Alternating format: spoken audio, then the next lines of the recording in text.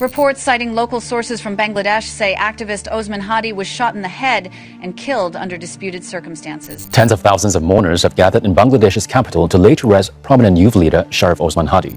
So can Bangladesh stay stabilized enough to carry out that February 12th election?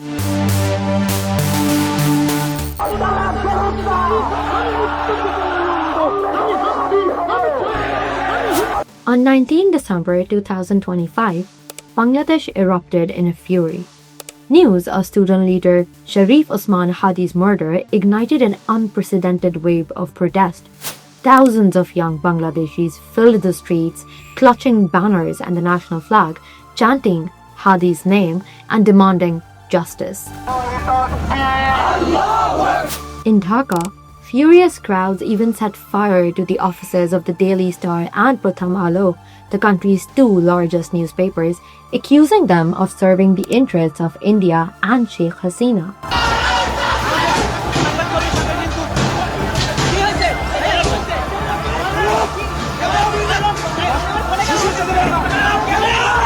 Armored troops and riot police deployed across major cities as the violence spread from Dhaka to Chattogram, Khulna, and beyond. This was no ordinary disturbance. It was the eruption of a pent-up rage at an autocracy, finally boiling over at the news of Hadi's death. Sharif Osman Hadi, 32, was not just another activist. He was a symbol of the new Bangladesh. A prominent leader of the 2024 student-led uprising, he was the fiery spokesperson for the radical Inquilab Mancha, platform for revolution.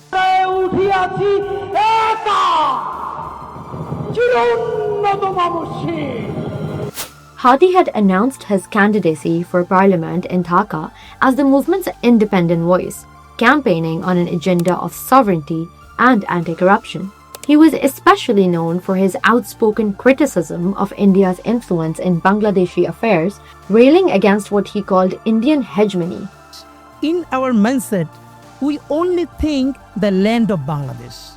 And we also think we are captured by India. We have no capacity, no capabilities. We are always dependent on the Indian satisfaction. In the words of international media, he was a leading figure in last year's student-led uprising that toppled longtime Prime Minister Sheikh Hasina. To the youth, Hadi was a hero, a fresh face unafraid to name their enemies. His assassination, carried out by masked gunmen on a Dhaka street as he left a mosque, was immediately seen as a political hit aimed at silencing the entire movement. To understand why Hadi's killing has lit such a fuse, one must remember the Awami League's legacy. Founded under the leadership of Sheikh Mujibur Rahman, the Awami League led Bangladesh's struggle for independence in 1971. But under his daughter Sheikh Hasina, it has shifted dramatically. Once celebrated as a democratic icon, Hasina transformed Bangladesh into an authoritarian state over her 15-year tenure from 2009 to 2024. Rights groups warned of a virtual one-party rule under her leadership. Under Hasina, the Awami League consolidated power through ruthless tactics. The neutral caretaker government system was abolished in 2011 to manipulate elections. Opposition leaders were jailed or disappeared. Critics were silenced with the threat of extrajudicial violence. The party posited itself as the sole protector of the 1971 war legacy, branding any dissent as anti-liberation. In practice, the Freedom Fighters Party had become the dominant ruling clique. Thus, many Bangladeshis say the Awami League has drifted from being a liberation force toward an entrenched dictatorship. The boiling point came in the summer of 2024. What began as student protests over unfair public service quotas quickly morphed into a nationwide anti-government revolt. Martyrs from all walks of life carried Bangladesh's red and green flag and shouted slogans for Hasina's resignation. The government's response was merciless. Security forces opened fire on the unarmed youths. According to a United Nations investigation, up to 1,400 people were killed or injured, mostly by bullets from police and military guns. By August 5, the uprising had peaked. The capital was in chaos. crowds stormed the Prime Minister's residence and Sheikh Hasina fled to the neighboring India. In effect, the student movement had overthrown a dictator. An interim government under Nobel laureate Muhammad Yunus was formed to restore order. The Awami League was even barred from elections, and Hasina has since been tried in absentia, receiving a death sentence for ordering the deadly crackdown. For all these 3 counts, we have decided to inflict her with only one sentence, that is sentence of death.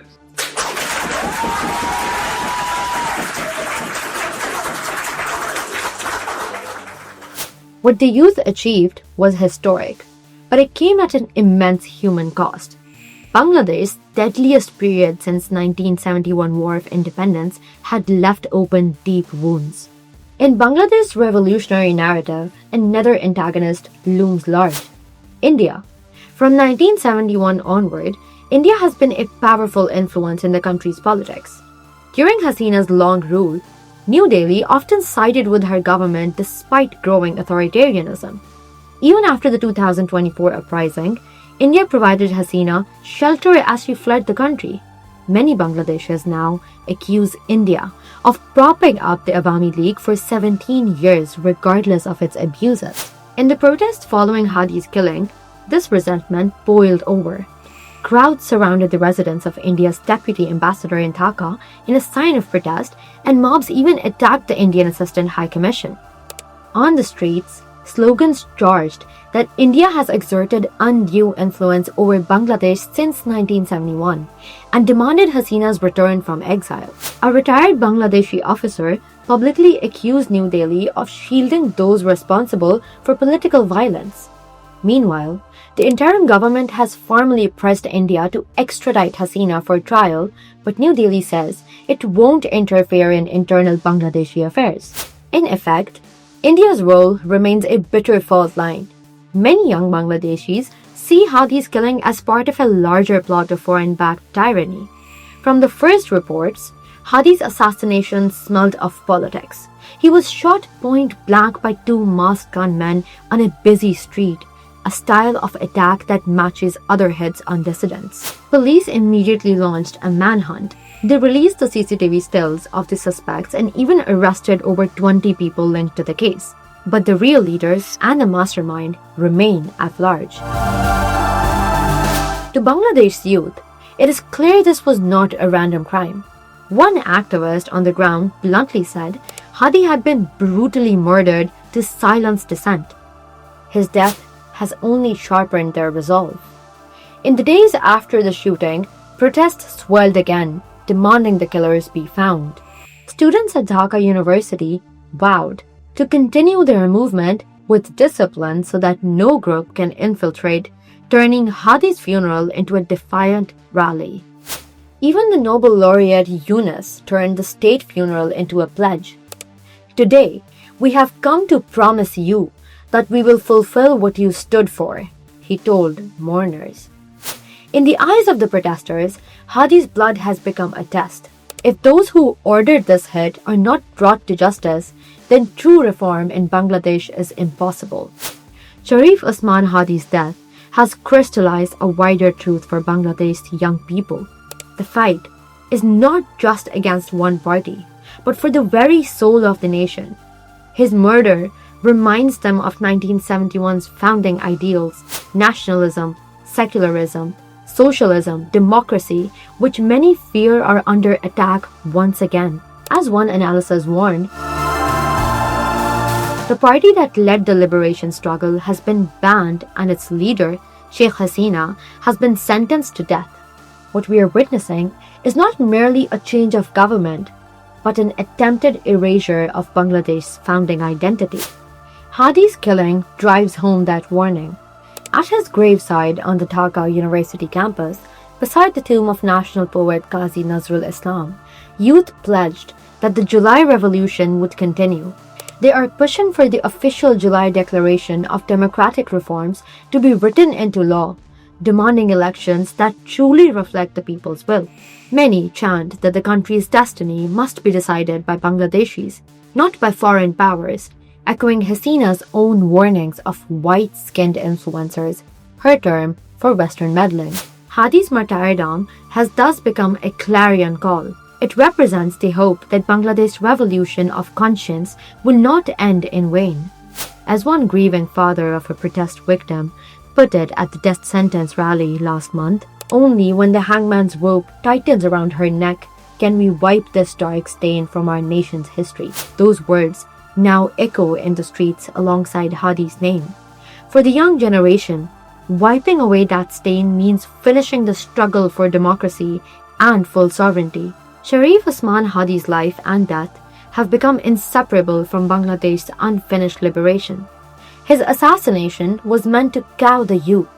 Instead, it has galvanized them. Now the people ask, who really rules Bangladesh and whose will truly reigns? In their answer lies the fate of their democracy.